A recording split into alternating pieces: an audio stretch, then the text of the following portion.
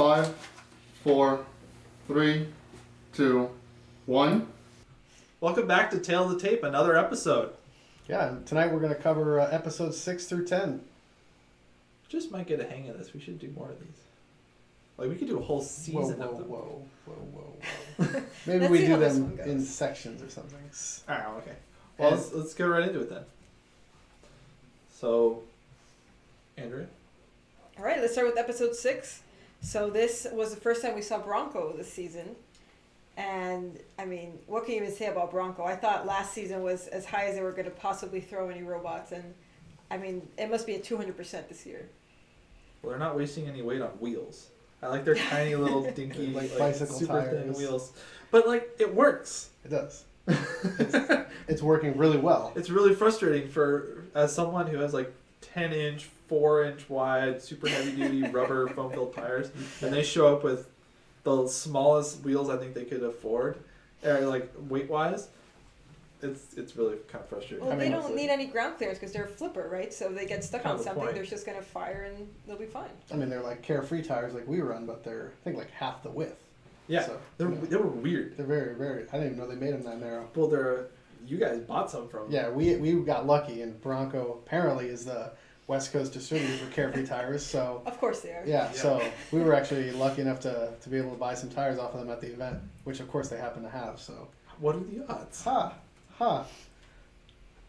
So let's talk a little bit about Bombshell because they're no longer the Swiss Army bot that they used to be on season 2. Mm-hmm. No, very much the opposite. Towards the end of the tournament, they were having problems with some of their weapon systems. The lifter never really worked. They had too much loss in their the drivetrain for it, so they never even bothered using it. The axe was the same kind of problems, kind of lackluster. The vertical spinner worked great. Mm-hmm. And it Took out Minotaur, took out some good robots. took out Poison Arrow. Yeah. So I think the only reason they didn't use it against Tombstone is because it didn't work by then. Because it was messed up Yeah. Minotaur. So I think, the Bombshell team just kind of went back to the drawing board and said, okay, we have reduced budget, we have reduced timeline. Mm-hmm. The old robot's totally wrecked. So There's no doubt about that. Yeah. Well, and there's design compromises with the Swiss Army robot too. You have to spend extra weight making the robot modular, obviously extra time, but basically building 4 robots cost. And it's so much work at the event to switch weapon modules, and with the fight card format, it just doesn't. I don't think it makes sense. Right. Yeah. So they went with what they thought was the best of the bunch. They're not vertical wrong. spinner. Great design. Lots of armor. Got some great hits on Bronco, right? They did, yeah. They really did. In a lot of ways, this version of Bombshell is kind of what everyone wants to build. And you look at the smaller weight classes, like 1-pounders and 3-pounders especially, and even up to the 30-pounders that go to like Motorama. This is a very familiar shape. Yeah. Vertical disc, very pinnacle compact. Design. Really shallow wedge to get under people, guide them into the weapon. Very durable against horizontal spinning weapons. I get why they did it. Mike's no slouch. Mm-hmm. Thought about it a lot, sure. But they seem to be having a reliability issue on this fight. So, again, new design, probably mostly untested. Yeah, I mean, we talked about it last week, but everyone's having growing pains this season, especially any robot that didn't, do a complete redesign. It's just they're all brand new, and we had 7 weeks, and that's kind of what you get. People are learning as they go. They were helping us with speed controller issues. We were helping them with speed controller issues. Yeah. Everyone's just kind of learning as we go. The good news about the fight card format is even if you do kind of lackluster in your first couple fights, there is an opportunity to come back and kind of get your bearings and do well and get into the top 16. All right, so the next fight that we're going to talk about is Petunia versus Monsoon. Yeah, so we saw the Petunia team, around that area, but you were saying it used to be something different. Yeah, I saw on their Facebook page it used to be called Pacifier, but it looks like the identical robot with a different paint job. So I don't know if they've competed this elsewhere or if maybe that was their initial concept, and then they just changed the name to Petunia. It is pretty funny. But they have some test videos. I mean, it looks pretty cool. Very well armored design. It's a cool robot. It's a 2-stage hydraulic system, so it has a quick bite, and then a nice forceful Powerful, yeah. grip. Getting that to work reliably is tricky. And I heard some numbers like 10 metric tons of force at the tip or something. Yeah. It's a lot of. And we learned last week from Rotator that it did tweak their frame. Yeah. Didn't look like it was doing much, in all honesty, but Yeah. if your frame's tweaked, that's kind of the deal. Right. Yeah, they gotta, hopefully they'll get lucky and get some batteries. If not, I mean, they can obviously, if it has enough power to deform aluminum and tweak frames, then it's definitely a pretty successful design. Right. So do you guys know any background on Monsoon? I know that they were. Tom is known for Robot Wars, and he had a robot Tauron on Robot Wars, and this was gonna be Tauron 3, if I understand correctly, but Robot Wars kicked the bucket. BBC didn't renew, and right around that time, BattleBots was coming in. There wasn't a really long time frame, and the budget was small, so and that was already partially built. So Okay. they finished it as Monsoon, and brought it. I mean, it's kicking ass and taking names. It's definitely a scary robot. Yeah. No.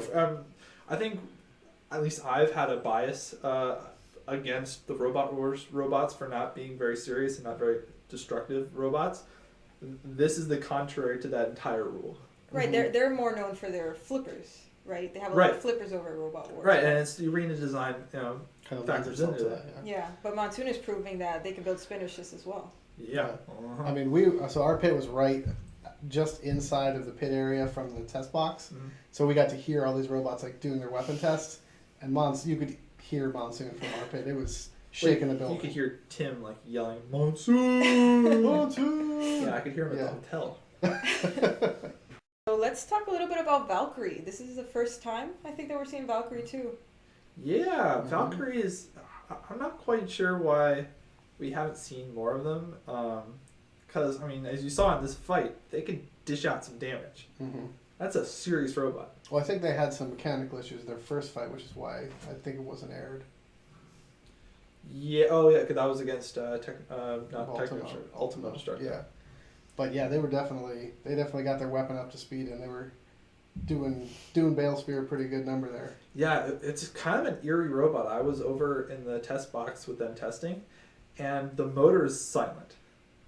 Like, it was very, very unsettlingly quiet, and it was on, just spinning and sitting there, and like that if you walked in there, it would rip your feet off. Oh yeah, definitely big powerful weapon on that. You know what they're using for a weapon? I think a LEM, right? A Yeah, Lynch they're motor? using one of the lynch motors. I think they're using the big one, the LEM 200.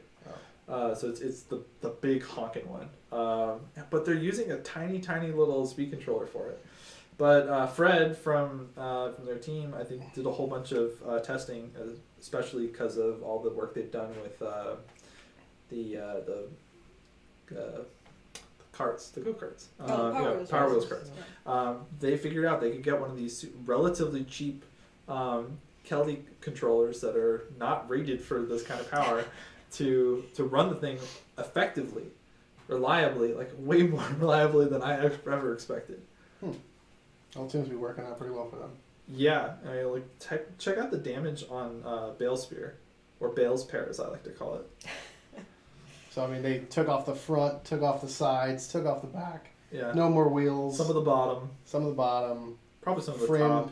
Yeah, probably the top. The insides. Insides Like, or outsides. Yeah, here's what it used to look like. It used to be very nice. It started the match like that, and it ended all mangled. in multiple pieces. Yeah. But it kept working though. Right. Didn't stop working. I got to give it to. Yeah, well, Good and they job. had some help. I believe Gamma 9 gave them some steel for the front plate on Bale Spear. So they had a little bit more armor. I think you can see it in that photo. He was out there for days fixing that thing, cutting off. Oh yeah, everyone was helping him. Yeah. It was a team effort. it was great. And it's a pit effort. Yeah. I really have to hand it to Earl though, because we'll talk more about the judging criteria later. But he knew he was taking damage. But as long as his robot kept working, he kept being the aggressor and he kept going at him and still trying to control the fight. So had Valkyrie had some sort of issue, I think Earl could have won it. Mm-hmm. Yeah, we'll talk about that. I think it's an important thing to clarify how the judges are looking at it, because even though all the parts are gone, Yeah. you still could have won. Mm-hmm. And I think it's safe to say that Predator had no chance of winning that. They How were did pretty much immobilized hold after on. the first hit. Predator ended up with a part of some other robot inside of it? I don't know how Yeah. that happened. Yeah, Bale Bale spear, spear, yeah. Okay, so how did a piece of Bale spear end up inside of Predator? Because it's a brick. That thing's a tank in terms Oh, of yeah. construction. The world may never know. Yeah. Like, It's a look at mystery. this thing. How, So that's a somehow sliver that of made it Bale spear. inside. Yeah. Yeah. It was forced in from Valkyrie. That's impressive. That's nuts. So we have a fan question. Why has Valkyrie been swept under the rug? This is from Obsidian Madman on YouTube. I mean, I think you kind of highlighted it Yeah, I think we a touched couple on it. minutes ago, just saying they were having some problems at the beginning of the season. Right. It's a new robot too. So I think Yeah. the production team's kind of looking at new robots and old robots, and new robots are kind of giving them rumbles, easier matchups at the beginning to kind of see what they can do, vet them out before giving them, title fights and stuff like that. So Right. And keep in mind that for each episode, we actually recorded 6 fights and only 5 are aired. So a lot of episodes are actually missing a fight. Right. So any fight where one robot stops working or kind of, dies halfway through, you're not going to see it. mhm. Right. I think it's good because it gives better TV and more reliable fights, and it does because of the format. It's not the end of the world. It's not the last time we're going to see Valkyrie. Right. Order doesn't matter. How many times, one other question we had is why have some people fought more than others up to this point? And that's for the same reason. If your robot's ready to fight and you're doing well, production wants to move you up and kind of get more fights out of you because while other people are repairing or, Bale Spear's out there fixing his frame, we had a lot of damage. So, Yeah, things we got like pushed that. back one day. Yeah. When we actually got shuffled around just because of who we were going to fight Wasn't ready. Yeah. And some teams showed up later. Bronco, Waiachi, Chomp, yeah. a couple others. Warhead. Warhead. Yeah. It's 2 weeks of filming. It's a lot of time to take off. Yeah. Some people simply can't take the time off. Some other people had pre-existing commitments. There were people flying in from Chinese events. Back and forth. Back and forth, which is crazy. It's just, that's how it worked out. It doesn't mean that, one robot's better than the other or anything at this point. It's just how the scheduling worked out. Right. So that question was from Emerson on Instagram. Oh, okay. Okay. So, I think that wraps up this episode, so let's go on to episode 7. Yeah, Sawblaze versus Mohawk was in this fight. We have a special guest. I'm going to switch out with him. Come on in, special guest. To disappoint. Yeah, you're sandwiched by a Bales pair right now. Oh, yeah. My dream. So, Sawblaze versus Mohawk. Sawblaze versus Mohawk. So, why don't you tell us, do you guys make any changes this year for Mohawk? We changed the armor up some. We tried to have a couple different configurations for armor, all steel armor versus what we normally have is aluminum sandwiched with titanium on top. But we tried to come up with a couple different armor alternatives. We made extra piercer, which came in handy after the Gemini fight. Mostly just kind of refining the current design. But yeah, And flipped around which direction's front. Yeah. Which direction is front? Is it the vertical side or the slanty side? So season 1, the more slanty side was the back. So the more vertical side was the front. In other words, The side The with the, wrong way. the side with Crushing the was weapon backwards. was the back. Yeah, the You were defensive like configuration. a scorpion kind of. Yeah. But like a less backward effective. scorpion. Yeah. Like a scorpion that's wrong. So for season 1 and part of season 2, it was that way, and then season 2 for the fight with Bite Force, we switched it to the normal way, which is the Claw forward. claw forward, more offensive, which was probably a bit of a mistake. Well, ironically, that was the one fight where you probably did want to Yeah, have the defensive side forward. yeah. So, What are you gonna so in the last 2 seasons, you've driven the robot, right? Yeah, so I drove season 1 and season 2. And this year, I could not drive because I was at school being responsible. Yeah. What is this? So my brother Max drove. He's the one between us. Well, Yeah. Mike. Well, I'm like not age-wise. he's ginger. More ginger. Yeah. Aren't you ginger? Well, he's very ginger. Okay.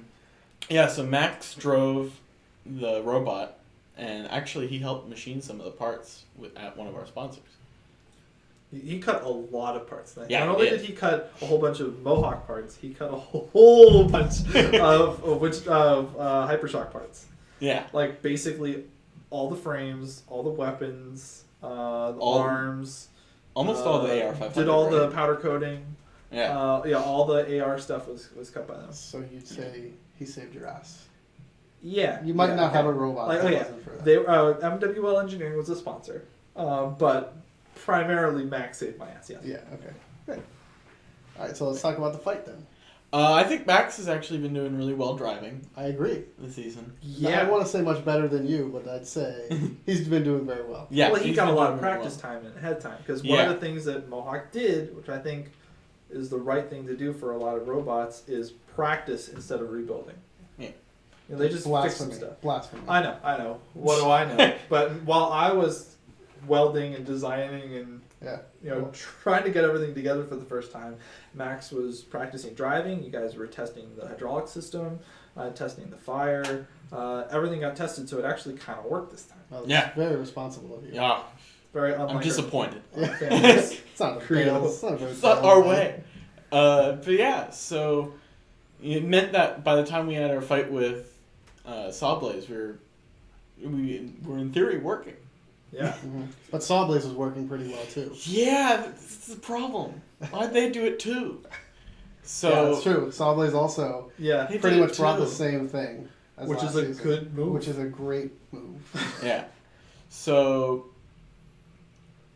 yeah, I mean Yes. Well, they cut some pretty deep gashes. Yeah. Mohawk. They're able to get through our revised carapace, which was a little thinner, so that we could better allocate some weight to the sides for armor. But they're able to get through the carapace, which is our more vertical wedge. Yeah, that's at left hand. So he got through the Left. top, the sides, Well, I didn't the get front. totally through and almost the bottom. and almost the bottom. A little bit of daylight in the bottom.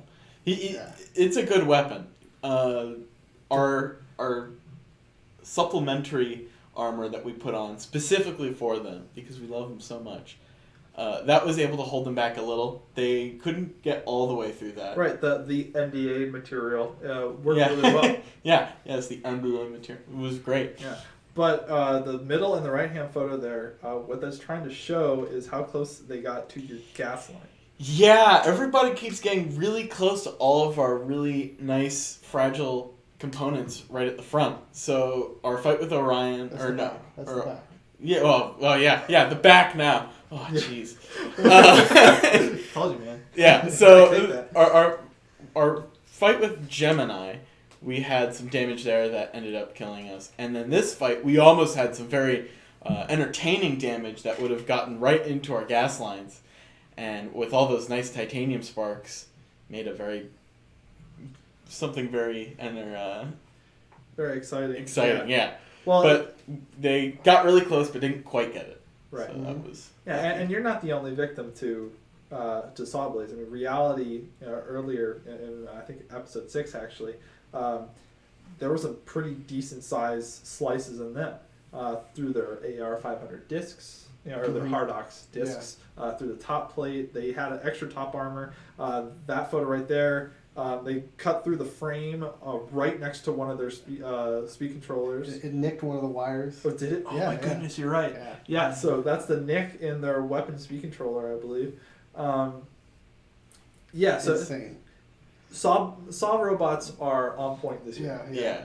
Yeah, it was kind of, I mean, it's a sore subject for us, obviously. Oh. But, we never really took Saw robots seriously, and I think Sawblaze is changing the Yeah. setting the bar for Red Saw robots. Yeah, I was guilty of that in preseason too as well. I figure, Sawbots. It's something people always suggest, but you're like, oh yes, Saw robots. That's Yeah. yes. That's so quaint. You'll learn that that's not effective, and I mean, Sawblaze has showed us that's not true. Mhm. you know, you can really make a good, effective one. Cool. Awesome. Yeah, thanks. Yeah. Yeah, get out of here. Just kidding. Aw. Yeah, I want to talk about axe backwards. Yeah. So bonus fight: Basilisk, Deviled Egg, and axe backwards. So okay, look. Disclaimer: Kurt is a crazy person. He In the best possible way. like 250% all the time. Yeah, Kurt is the kind of person who says, okay, I have limited budget and limited time. Let me build the thing that everyone wants to build, but no one has the guts to try. Mm-hmm. Yeah. Full body drum. Yeah. And it's huge. Yeah. It's I mean, it's not as big as huge. Not as huge as huge. It's big. It's very large. And it's a beautiful robot. It's beautifully Oh, I made. know. And the Super- machining's just Oh my god. the machining's just incredible. Like those It's black very sections in the envious. middle, those are billet. Billet aluminum. Don't let that fool you. That's Yeah. not tubing with flanges weld on. Nope. That's billet aluminum. Like You know. huge, gigantic pieces, all machined on a 5-axis machine. It's unbelievable. Just ridiculous machining. Everything's totally custom. The wheels are even billet aluminum. Everything. It's Everything nuts. is custom on the robot. It's wonderful. It's amazing. It's what you want. So on the right there, you see a picture of Kurt kind of Exhausted. taking a power nap It's the first time on, he slept on in top like of axe 2 months. backwards. Well, Kurt for scale, so you can see how big it really is. Yeah, but yeah, it's like a keg. Yeah, It's a keg with It's- some wheels on it. yeah. And I think it's actually friction drive. The weapon is friction drive inside. So, you know, you see in this fight, there's a little bit of reliability issues with axe backwards. About halfway through the fight, he gets a few good hits in. Yeah, he Those are gets solid some really hits. hits. Yeah, Deviled Egg did some flips there. yeah. It was pretty impressive. It was a good punting. Good, yeah, yep. But you'll see that the weapon stops working eventually, and I think that's in part due to the friction drive. Right. Well, we can see a test video that he took. Look, he had time to test it. What a jerk. I mean, And- he's like a proponent of Team No Sleep. Oh, This guy does he is not Team sleep. No I don't know how he gets his stuff done. And as you see in the video, they're actually on the back. There's like this big LED matrix, and Kurt is actually like a programming and wiring guru. Yeah. So that's like kind of what he does for a living. So I mean, there was this like LED matrix that he had. He was writing programs, It there was was beautiful. flashlights, spell out stuff. I mean, it was pretty That wild. was nuts. So yeah, I want to see more fights of axe backwards. Yeah, me too. I want to see some good hits from axe backwards. Yeah, Yeah. I think that's it for episode 7. Want to move on to 8? sure. All right, we get to see Bronco again. Yeah, we got all these Bronco fights because they weren't around for the first week. Yeah, they showed up late, so they had to pretty much fight back to back. Yeah. And it seems like Bronco's always ready, so you could put them back to back and they're no problem. You could have had Bronco fight 4 times in the same day; it would have been fine. Right. It's just unfair. Yeah. At least, I mean, it helps when you make quick work of your opponent. You know, you don't have a lot of repair, a True. lot of, you know, you just pretty much have to charge batteries and And charge up your fill up your pneumatic tank. system. Yeah. Yeah. Let's talk a little bit about Lockjaw though, because Bronco brought back, pretty much the same robot, just tuned a little bit better. But Lockjaw started from scratch, so Mhm. he abandoned everything he had done in seasons 1 and 2. Yeah, it's funny. When I got to BattleBots, and I went over and looked at the new Lockjaw with Donald Hudson, and he came over and looked at the new Hypershock. we kind of had a chuckle moment where we realized that we basically built the same robot, except with my kind of influence on it and his influence on it. I think he did a really good job. Mm-hmm. What he told me is he was tired of. It's kind of what Christian Karlberg said. He's tired of getting the damage dished out to him, and then it was his turn to put the hurt on people. So he made this, and it's not the biggest, heaviest weapon, but it's reliable and it keeps working, which is so frustrating because I want mine to work, and he's got it figured out. He has these tiny, super long arms that are thick and durable, and they'll take a hit and they keep working, and it's frustrating because he out Hypershocked Hypershock Well, in the good way. yeah. Well, I mean, in typical fashion, not only is it looks cool, but it's also meticulously designed. The whole middle section is actually pivoted, hinged, so when the robot gets flipped upside down, the arms automatically flip to the other side. I wish I had thought of that. Super cool. Super like cool. so bad. And it's so tightly, such a compact robot too. Oh, I know. And the back is all skeletonized, and there's nothing planar about this robot, which is the best part. It's nothing's 90 degrees, nothing's flat. It's all organic and awesome. And we were talking to some of the guys on Lockjaw's team, and they say the robot's a pain to work on because you have to just squeeze your hands into all the little holes. But just Donald wouldn't do it any other way because that's the optimal space and weight and all the other parameters. That was the right way to do it. Yeah. Pretty cool. All right, so next fight, Hypershock versus Battle Royale with cheese. Hey, we won one! Hooray! Yay! But you destroyed a really awesome robot. Yeah, we kind of felt bad about that one. You didn't look like you though? felt bad. Well, okay, look, it's nice to win, but it sucks to have You're to... a savage. You are a savage. Beating up on a poor innocent hamburger. They knew what they were getting into. I don't know if they did. You come to BattleBots where you have to fight 4 fights, you're gonna get hurt. That's just the way it is. You got damaged, you guys got damaged, they're gonna get damaged. That's just the way it is. Yeah. So you Well- went for shorter pounder right out of the box. So in fairness, we did want the best visual fight possible. So they were the shorter pounder put them a little bit overweight. When I say a little bit, I think it was like they're 13 pounds over. But Like the entire weight of shorter pounder? yeah, I think it basically. was 30 pounds, wasn't it? Oh, was it? Well, I don't know. Whatever. But they had their bar on, and we wanted them to be able to spin up. So that's part of the reason that we did a lap around them, and then went for a shorter pounder because You're we a wanted good sport. Well, I mean, I didn't want them to spin up too good, but Let's be honest here. it sucks when someone comes over and just hits you in the first couple seconds and ruins a wheel, and then that's the end of the match. Yeah. Oh, your insides fall out. Or your insides fall out. Yeah, whatever.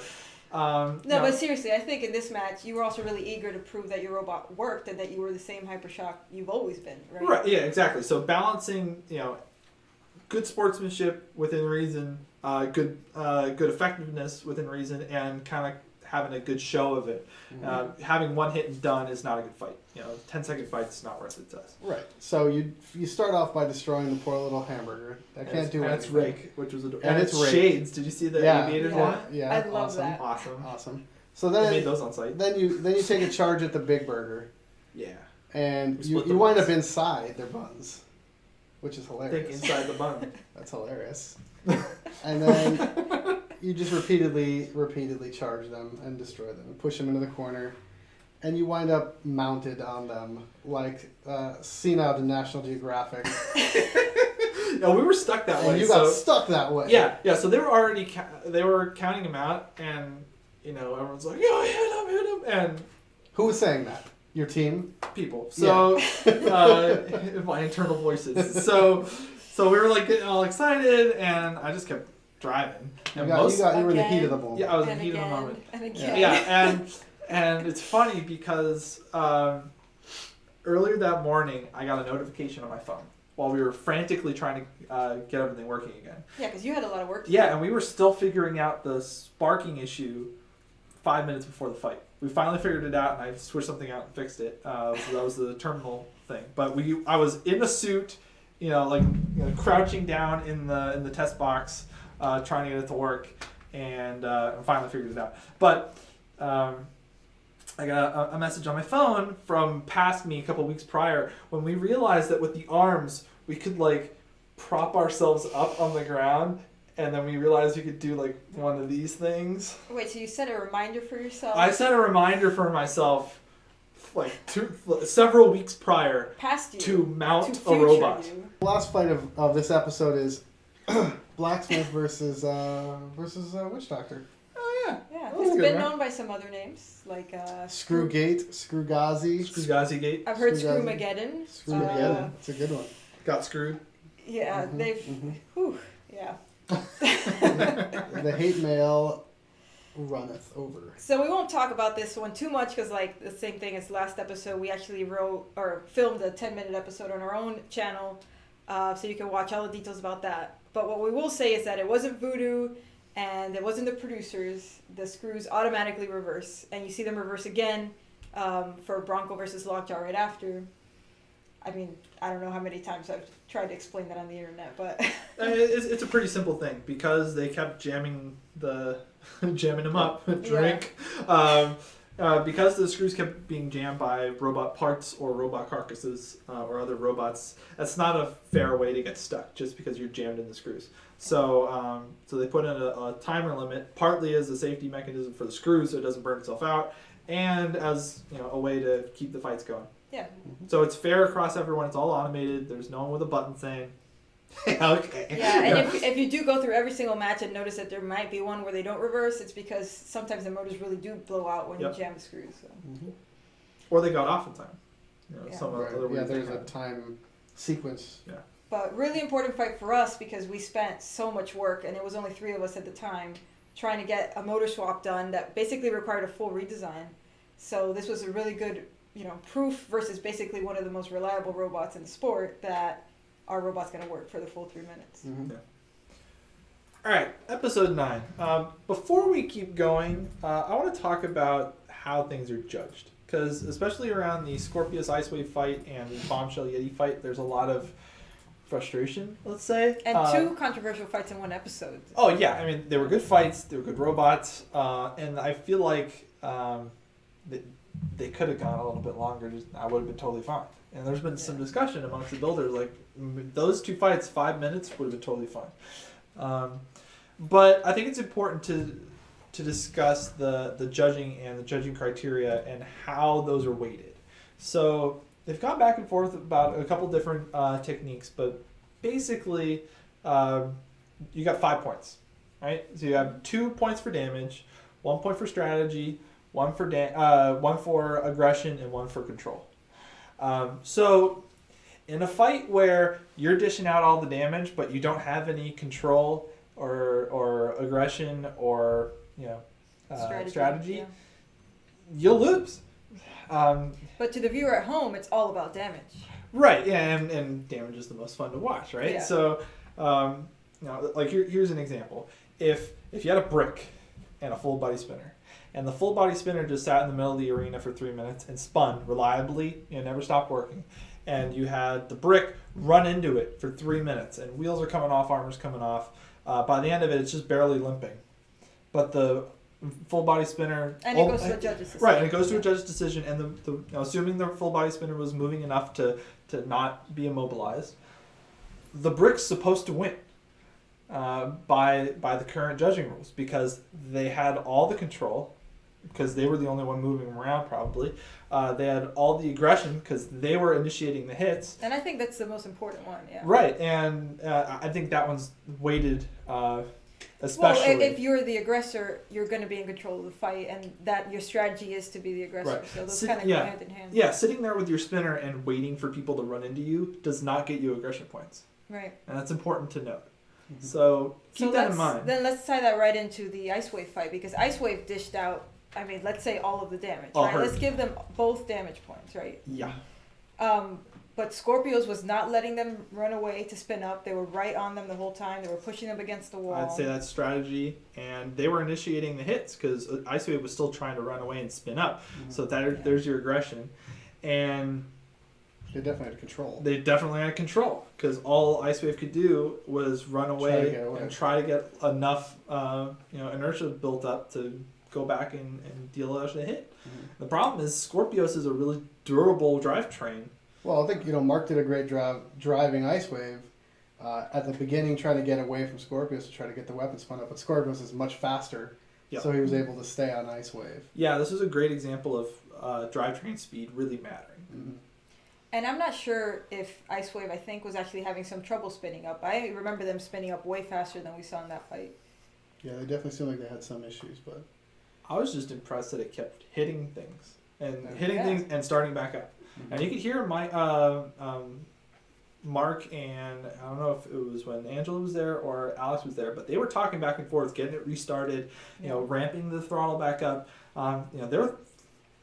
They're working. They're not just pegging it and sitting back at 3 minutes. So I'd say it's kudos to them for getting it to work reliably as the only engine in the event. Mm-hmm. But yeah, if you're not fast enough and the other guys can come back at you before you get spun up, Right. Yeah, that and I've time. seen a lot of controversy online because obviously it's hard when you see the winner of a match has the wedge ripped off and the arm is not working. Well, let's and- talk about the Bombshell versus Yeti fight. That's a great example.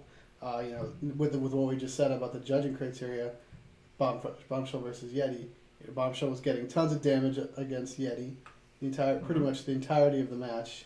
There's 2 Yeti points. did not stop working. He was at Bombshell lost drive, I think, at one point.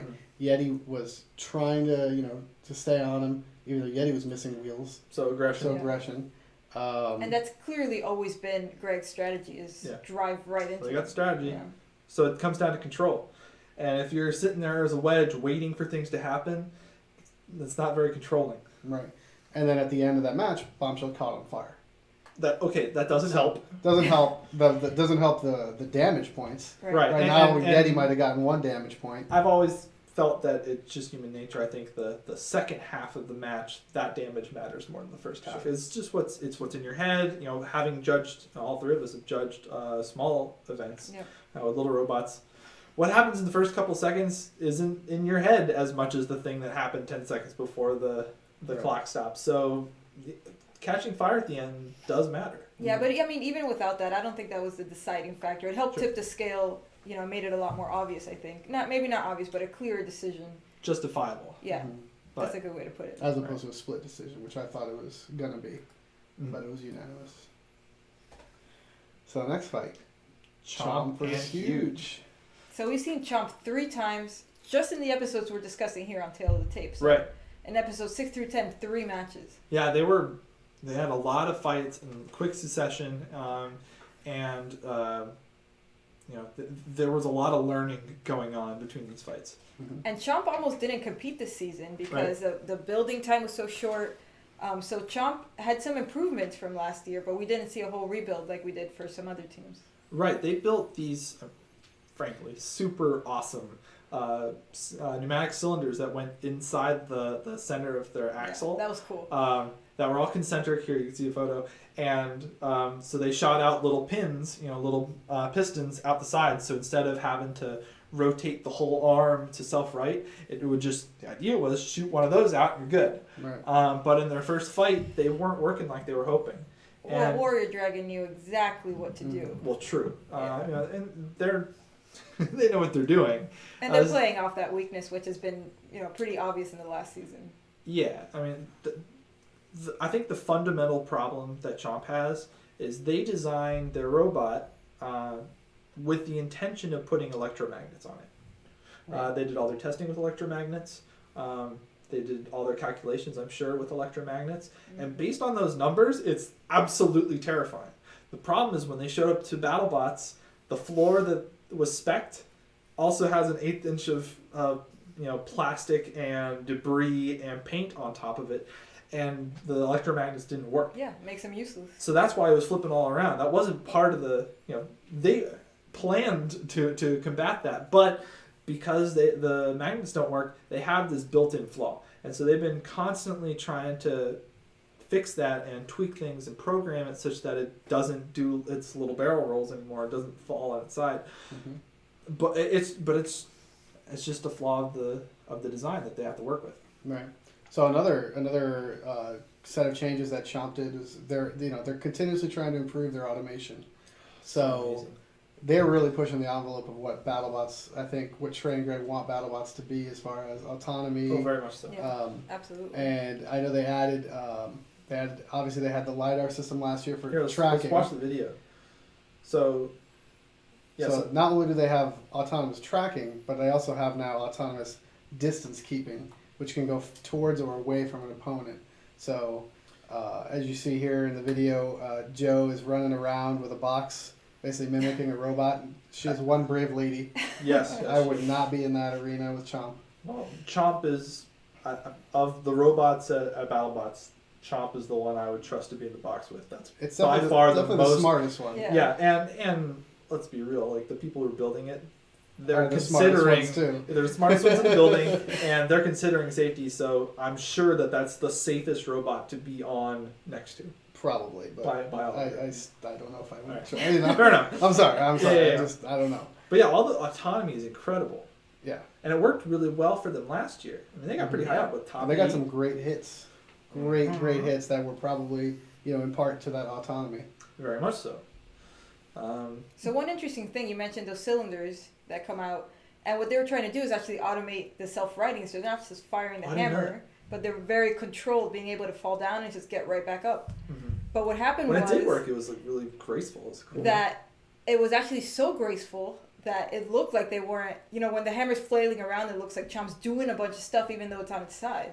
Mhm. So now it's trying to get up, it doesn't, and it's just kind of more passive.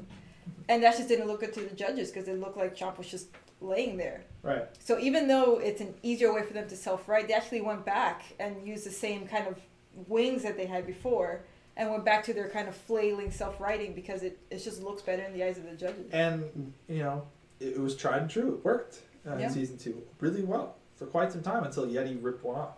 Mm-hmm. Speaking of ripping things off, let's talk about this fight against Huge. So Huge, we've seen Huge fight the past couple of episodes. Really awesome robot, gigantic wheels, Huge. very different design philosophy.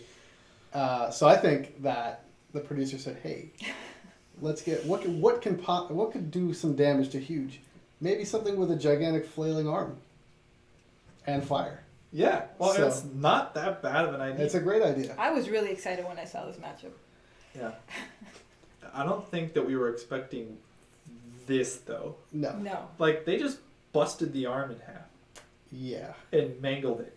So one of the things that Chomp did, I think, in the redesign, in adding weight for the self-righting mechanism and some other things, they made the arms a little bit thinner than they were the previous season. Very flexible. So they're super, super flexible and super thin. And obviously, Huge was able to capitalize on capitalize on that Yep. pretty well. So the first few hits, they go together, and that. Brutal. Huge, I think, mangles them first and then eventually breaks them and goes on and on like that for a while. Yeah. It's sad. Yeah. It was sad. But I think this was a really good turning point for Huge, where it really was kicking ass. Yeah. And the one robot that people thought like, oh, maybe this will work. Nope, wrong. Absolutely wrong. Dead wrong. No one knows how to beat it. And everybody was so worried about fire against Huge. And, Yeah. the Come on. team obviously knew that wasn't going to be an issue, but Chomp spent quite a lot of time with Huge on fire, and it didn't really do anything. Mhm. You're not going to melt all that plastic all at once. No. So Huge is undefeated at this point? Is that Yeah. right? Yeah. So big surprise there. It's awesome. I love it. It's fantastic. So the next fight, Petunia and Captain Shredder here. yeah. And we talked a little bit before about Petunia. Mm-hmm. And Captain Shredderator has had pretty bad luck this season. It's a brutal season. But again, like you mentioned before, some people are at the same time competing in China. Right. So Brian Neve, who's the captain of Captain Shredderator, was in China at this time competing another robot. So his son, Nick, was competing Captain Shredderator for him. Right. And so not a veteran driver, maybe. Right, and they were kind of understaffed. It was only him and another teammate. So Right. there's a lot going on for two people. Right, that's tough. I mean, I think And he their did- shell got damaged in the first fight against Endgame. Yeah, he had Yeah. some. I hadn't really seen Captain Shredder just stop working like that, like it has continuously this season. So I They don't know had how some they're gonna motor fix issues. that. Yeah, I know they were having motor issues because we gave them some motors. So they got it fixed by the end of the tournament. It has its moments, but there's a hole in it. Yeah. So Yeah. in this fight, Captain Shredder stops working due to unforeseen glitches or whatever, and Petunia's able to capitalize on that. So they grab him, and as you see in the picture there, Captain Shredder's the spoked shell. In between those spokes is actually just basically plastic cover. Yeah. So Petunia's able to get through that quite easily. It's the same kind of problem that they had against Chomp last year. Yeah. Where Chomp got Yeah. between the things. Yeah, exactly the same. And I think Petunia actually got their batteries right. Mm. And, I don't know what the damage was. All I know is it quit. Yeah. It was fiery, wasn't it? I thought it lit on fire. I think that was this one. Yeah. I'll start to blend together. All right. So brutal. Okay, well, to hold me to that then. Rainbows shot out. It was weird. All right, so the bonus fight in this episode is Double Jeopardy cannon versus Mecha Rampage. 100% accuracy rate so far on that cannon. Yeah. Yeah, And it did this. It's awesome. They broke the bar. yeah. First hit, first shot, like right I out the could gate. not It believe was that. awesome. So perfect.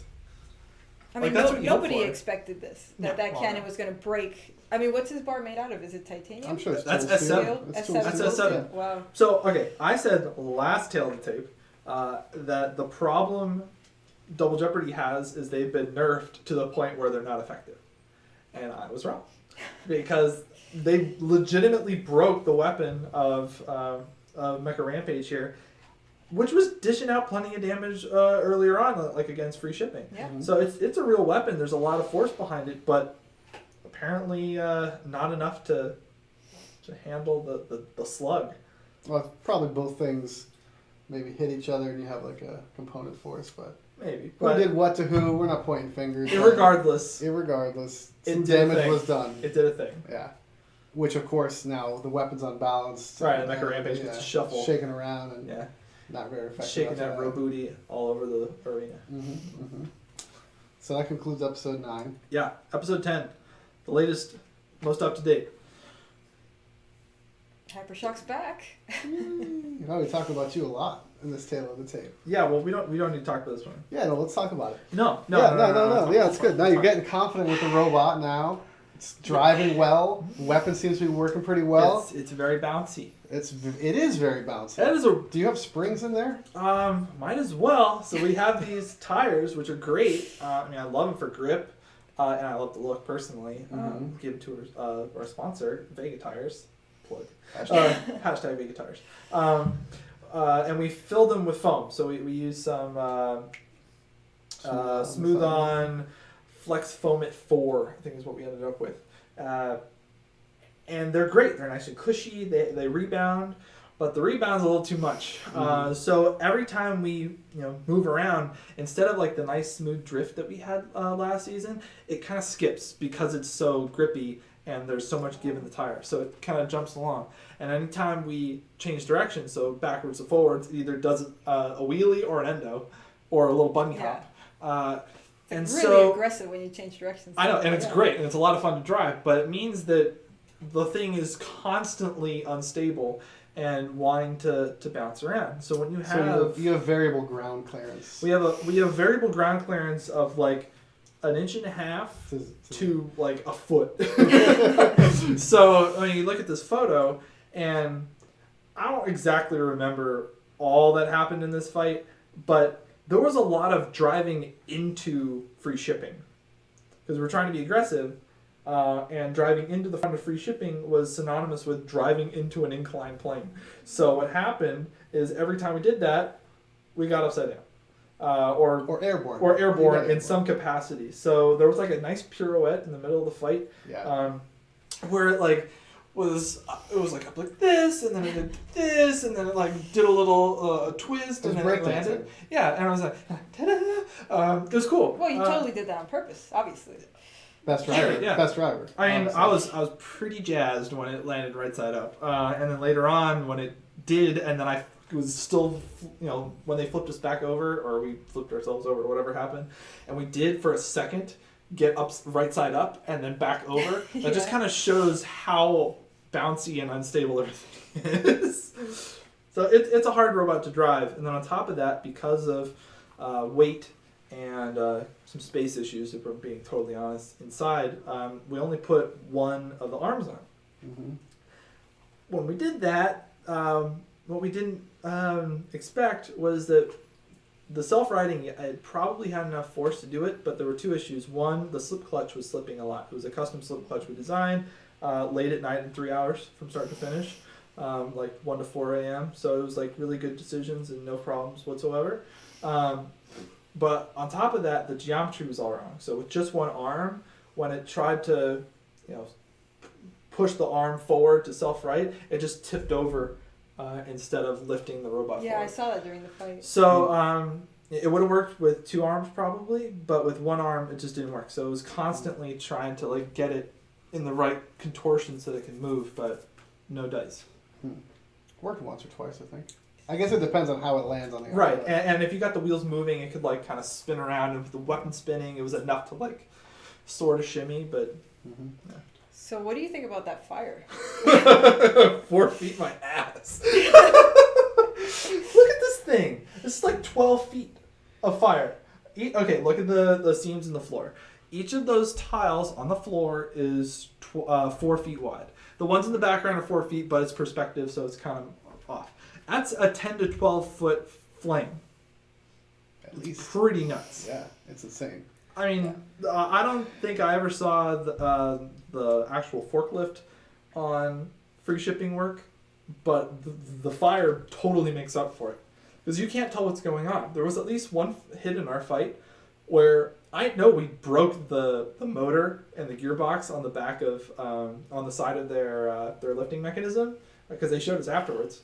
But you couldn't see it. Yeah, I didn't even because know there that was so happened. much fire. So I've learned that they've figured out how to have a cloaking device. It's a good Which way is to hide genius. damage. It works. Yeah. I'm telling you, it works. So try it out next time. All right. So, not your own fire. It's got to be fire. Right. Leaving your robot purposefully. Yeah.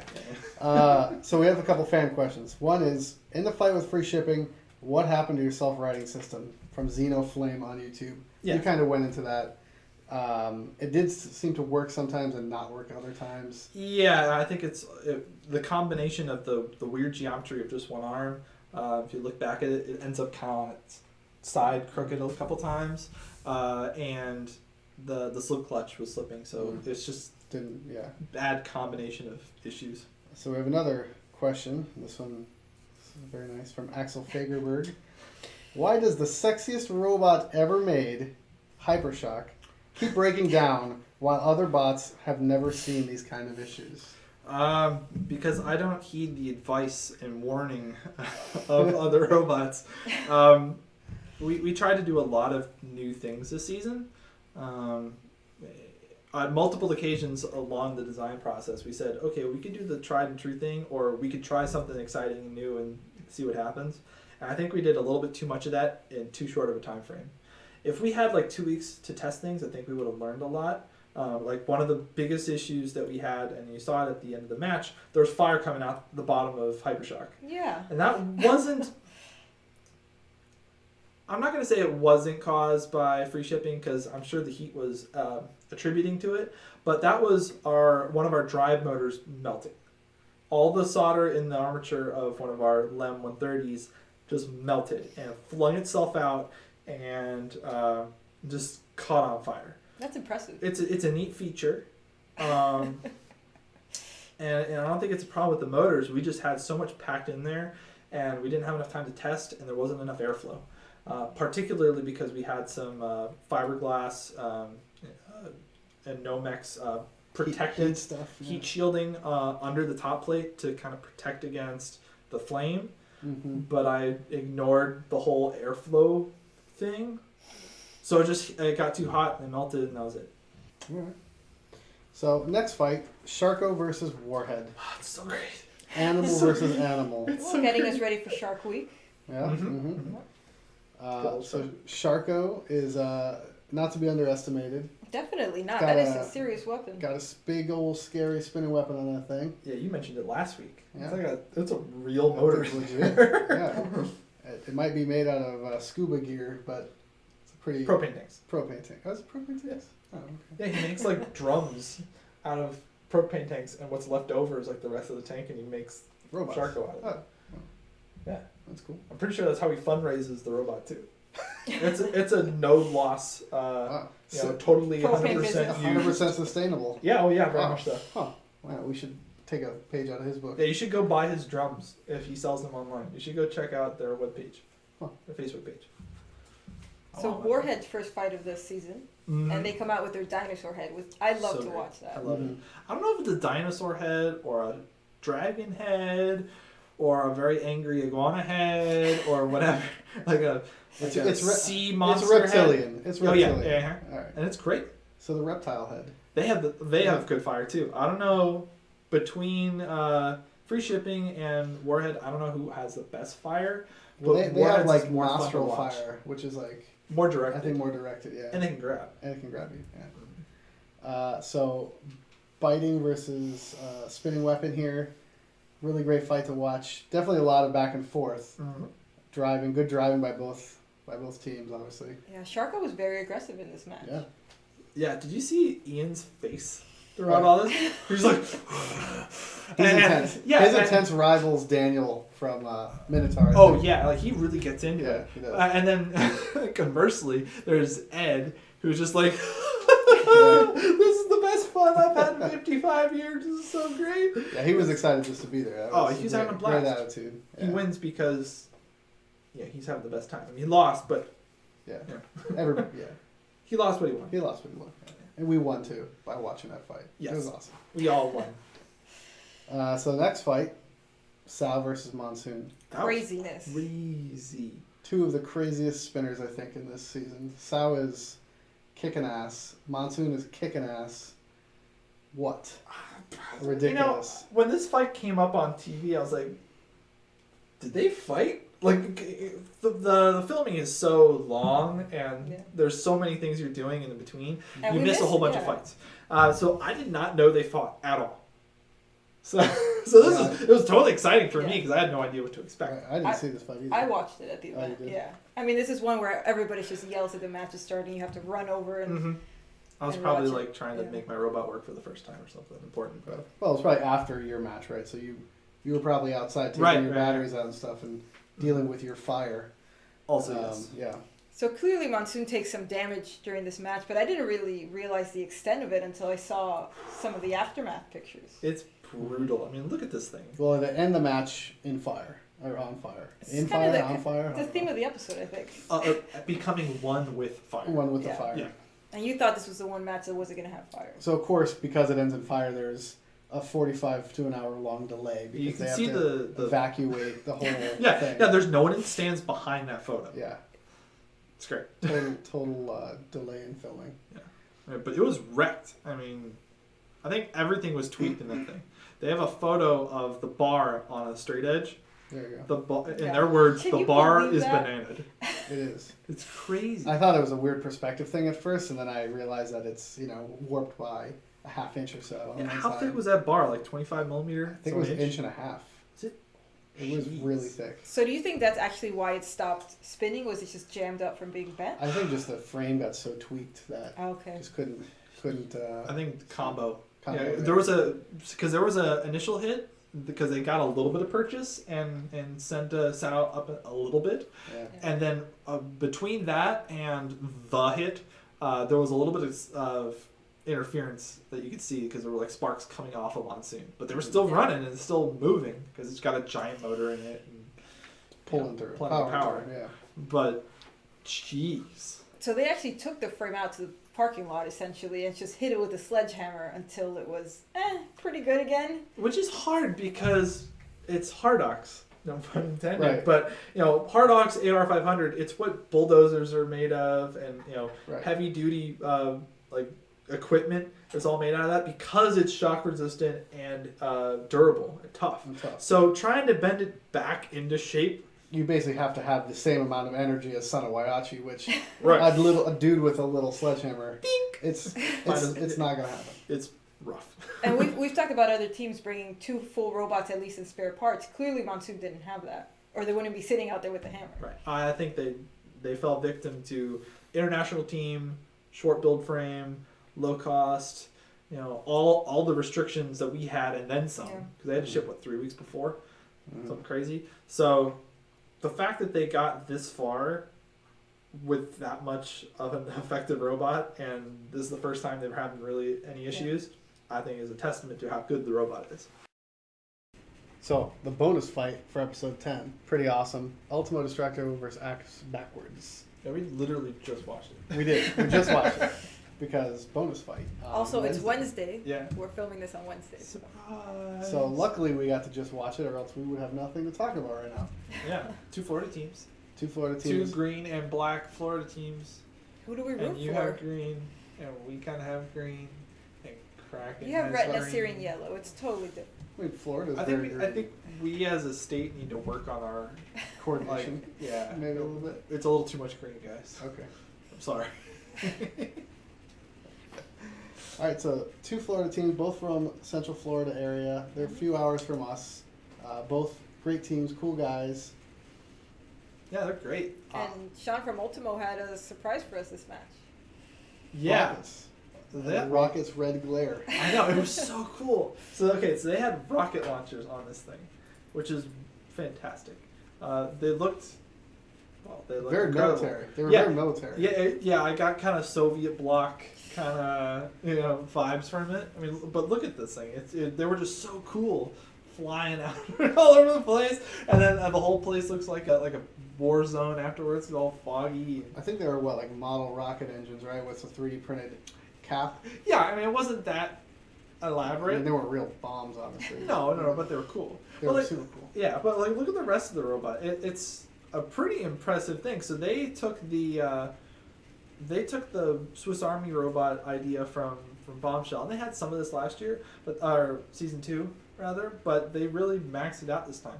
Not only did they have the horizontal spinner like Bombshell did, not only did they have the vertical spinner and the hammer, but they also have a pneumatic flipper, Mhm. which is pretty impressive for a modular system. And all the configurations are no joke. They're all very legit. The pneumatic flipper is high pressure flipper. The horizontal bar is, approaching tombstone levels of size and weight. The vertical spinner is essentially our configuration. Yeah, all You know, brushless. two tool steel discs with a brushless motor. So I mean, he's It's- got some good setups there. Good it's good a options. real set of stuff. Yeah, and I really like the execution too because he actually had 2 drive pods connected with welded aluminum tubes, and the modules just kind of clamp into those tubes, which was I thought a really cool way to do it. It's a great way to do a quick swap design too.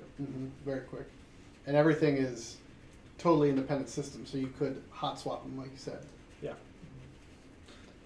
But our favorite full body drum, Kurt, and axe backwards. Yeah, are in this fight. he got that thing working really well this fight. Yeah.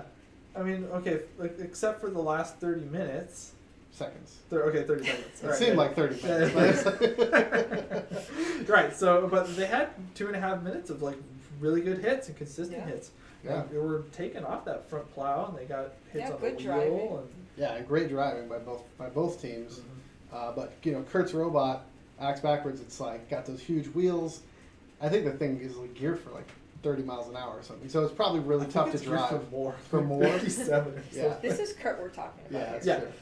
So it's probably really tough to drive. And one cool thing that Kurt did for this match, which he didn't do for his previous match, was he added axes actually on the back of the robot, which was always the intention. Right, But- it's the namesake of Axe the robot. backwards, yeah. Right.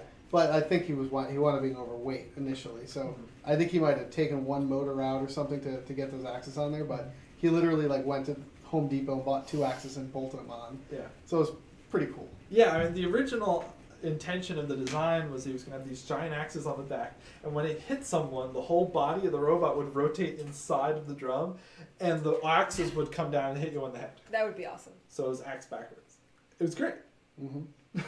But short timeline, obviously expense, and it just didn't make sense to be able to get that together. So he went with a gigantic spinning drum, which is super cool. Which is totally fine. And like I said before, earlier when we were talking about axe backwards, those black tubes in between the discs were all billet. There was no expense or time consideration spared on this robot. It was all billet porn, crazy machine stuff. I mean, it's basically what Greg and Trey want. Yeah, definitely. Yeah. So I thought it was a great match. So I think that pretty much wraps up that episode. Yeah. So let's go to some general fan questions that we had. So is there a reason why Nightmare was not in this season? It was one of the faces of BattleBots and was the only robot to participate in every season until now.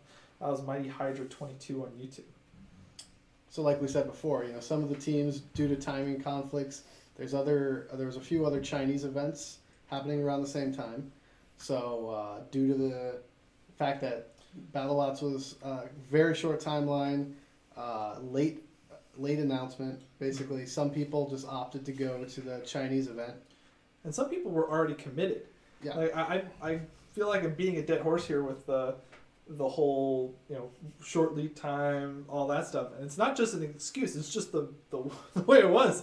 We had 7 weeks to build, but like it was 8 or 9 weeks from when they signed a deal and I got a phone call and I broke my ankle over there. Yeah. You did a And- leprechaun kick because you were so excited. I was very excited. Like I literally rolled my ankle. So I was so happy I fixed in time because it's such a short time frame. It was like 8 or 9 weeks from then till filming, and they had to organize everything. So Nightmare was already committed to another show. Beta, their builders were already committed to King of Bots. A whole bunch of other robots and teams were Stinger, split. Mega Tento was missing because they just couldn't have enough time to get it fixed. And Right, and teams like Captain Shredderator and Logicom, their teams were split, like you said before, where Brian and a whole bunch of guys were in China while his son Nick was at BattleBots with Captain Shredderator. So And Red Devil also. Yeah. Red Devil's the same way. Gigabyte / Megabyte were the same deal. A couple of instances like that. Warhawk. The Warhawk team was kind of split with a very similar robot. So it was just a bad time. Mm-hmm. I have to say, I'd be surprised if I saw Nightmare miss another season. I think this was a one-off situation where they had committed to the Chinese event just before the announcement for BattleBots. Right. Yeah, they did some cool stuff. So it was so there they are in their awesome uniforms. But it's a robot that they've competed in the past called Breaker Box. Dolled up, and they had like a little mini bot with a flamethrower. Mm-hmm. But it's really cool. The plow spins all the way around, so it does these really cool dances and is a serious pusher and lifter. Mm-hmm. Yeah. Jim would never build a boring robot, so. No. Yeah. All right, so a question from Lenton Miller on Facebook. How long did it take them to grind the floor down after Ray tore it up? Which time? Every time. The time he said he was Alright. sorry about the floor. Let's go with Okay, that time. I don't Was know. he really sorry about the floor though? I'm not so sure. No. I don't know. A couple hours, easy. I mean, look. Yeah, every night. I mean, in between sessions and after every session, they had guys in there fixing the floor, hammering the floor, cutting out parts of the floor, Repainting. re-welding parts of the floor, then painting. They were even bondoing the floor at one point for little dents and dings, just to like make it look not like ass. Yeah, it was a brutal event for the robots, and it was a brutal event for the arena. And for Lincoln Electric, who was out there trying to fix all of these things faster than we can break them. And meanwhile, all the rest of us are like lined up outside of their Yeah. tent, demanding that they work on our robots instead of the arena. So they were all over the place. Mm-hmm. So I think that wraps it up for today. Yeah. So I guess next week we get the Despacito. We might do a special Tale of the Tape for just that because there's so many fights packed into one episode. Yeah. But no promises. We'll see. Well, and the cool thing is that, Discovery's going to air their usual 5 fights, but Science is actually going to air every single fight of the tournament. Okay. So we get Yeah. full Despacito. Yep, So that'd be the following on week. Wednesday. Yeah. Okay. All right. Well, we'll figure it out. We'll have to maybe make an episode. Maybe we're sucked back into this again. All right. Well, until then. Until maybe then. Yeah. Until maybe then. We'll see you next time. See ya. Bye. Alright. Everything good? Alright. Phones on silent, all that good stuff. It's like the real one. Alright, everybody ready? Welcome back to Tale of the Tape. Another episode. We're gonna cover fights or episodes